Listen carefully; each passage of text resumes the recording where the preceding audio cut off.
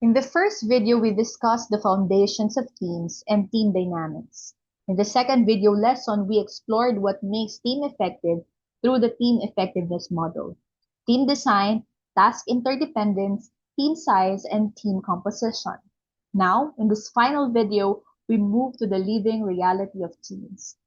Once a team is formed, the question becomes, how does the team actually develop, behave, decide, and contribute to institutional growth? This is where we discuss team processes, decision making, and the role of leadership in shaping institutional development. This material presents the stages of team development: forming, storming, norming, performing, and adjourning. During forming, members are polite and uncertain. They're still asking, what is my role? Who will lead? What is expected of me? But during storming, conflict and disagreement appears. Members may challenge ideas, roles, or even authority. During norming, the teams begin to establish expectations and ways of working. Now, during performing, the team becomes focused and productive. Finally, in adjourning, there occurs when the team completes its purpose or transitions to another task. Leaders must remember that teams mature. Storming is not the enemy. Many leaders fear the storming stage because they think conflict means the team is failing. But conflict is not always failure.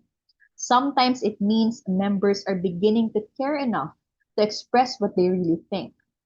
Consider a curriculum revision team. One teacher may argue that the curriculum is overloaded. Another may insist that essential competencies must remain. The coordinator may worry about compliance, while the administrator worries about institutional identity. These tensions are not necessarily bad. If handled respectfully, they can lead to a stronger decision. The goal is not to eliminate disagreement, but to manage it constructively. Team norms and team cohesion. Team norms are the informal rules and shared expectations that regulate behavior. Every team has norms, whether it may be written or unwritten. A team may have a norm of punctuality or a norm of being late. A team may have a norm of honest feedback or a norm of silent agreement. In schools, norms shape culture. Policies tell people what is official, but norms tell us what is actually practiced. Team cohesion, on the other hand, refers to the attraction and commitment members feel toward the team. Cohesion can be powerful, but it must be aligned with performance goals. Team trust. Team trust is one of the most important foundations of team dynamics. Without trust, members hesitate to speak honestly. They hide mistakes, avoid responsibility, and protect themselves instead of helping the team. The material explains that trust includes expectations about the intentions and behavior of others. In leadership terms, trust means members believe that others are competent, honest, reliable, and concerned about the welfare of the team. In school, a teacher must trust that feedback is fair. A staff member must trust that raising concerns will not lead to humiliation. Trust does not remove accountability. On the other hand, it makes accountability safer. This study also discusses self-directed teams and virtual teams. A self-directed team operates with a high level of autonomy and is responsible for completing an entire piece of work. In education, this may be a research committee, curriculum innovation team, or quality assurance working group trusted to plan, implement, monitor, and evaluate a project. But autonomy requires readiness, competent members, clear goals, access to information, and responsibility. Virtual teams are also common in education. They need clear roles, documented processes, communication discipline, and intentional trust building.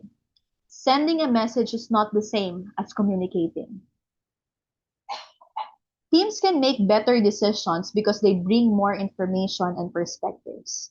But team decision-making has also its constraints.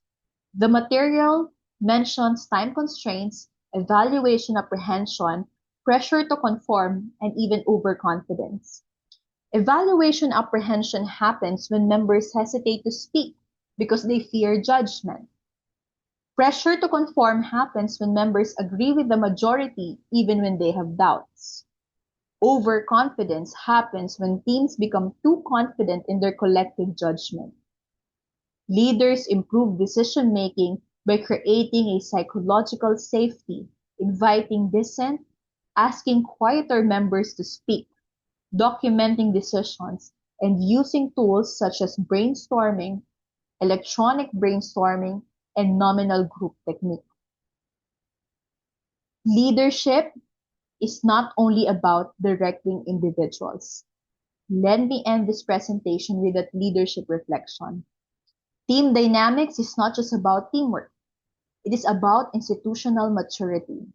A mature institution knows how to form teams, develop people, manage disagreement, build trust, and make collective decisions. A weak institution depends only on personalities. A strong institution builds systems. But an excellent institution builds teams with a purpose, trust, accountability, and shared commitment. As educational leaders, we must remember that institutional development does not happen through isolated excellence. Leadership is not only about directing individuals. Leadership is about shaping conditions where people think together, decide together, grow together, and transform the institution together. Thank you, and I hope you have learned something from these three set of video presentations.